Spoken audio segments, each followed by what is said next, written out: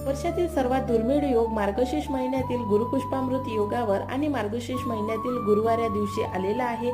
असा योग तुम्हाला खूप दुर्मिळ मिळेल आणि या योगावर महालक्ष्मीच्या ज्या प्रिय वस्तू आहेत त्या अर्पण केल्या जातात आणि धनप्राप्तीसाठी काही उपाय केले जातात। तसे महालक्ष्मीला प्रसन्न करण्यासाठी सुद्धा काही मंत्रांचा जाप करून महालक्ष्मीला प्रसन्न केल्या जाते। त्या वस्तू कोणत्या आहेत आणि महालक्ष्मीला प्रसन्न करण्यासाठी कोणत्या मंत्रांचा जाप केला जातो, तर लॉंग व्हिडिओ मध्ये या संदर्भात मी संपूर्ण माहिती दिलेली आहे।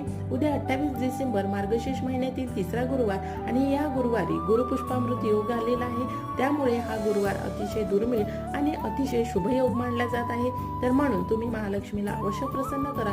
महालक्ष्मीच्या ज्याही प्रिय वस्तू असेल, ज्याही प्रिय गोष्टी असेल, महालक्ष्मीला अवश्य अर्पण करा। संपूर्ण माहिती मी लॉंग व्हिडिओ मध्ये दिलेली आहे। व्हिडिओ जर बघितला नसेल तर नक्की जाऊन बघा। हा व्हिडिओ जास्तीत जास्त लोकांपर्यंत शेअर करा, व्हिडिओला लाईक करा आणि चॅनलला सुद्धा सबस्क्राईब करा आणि बेल आयकॉनला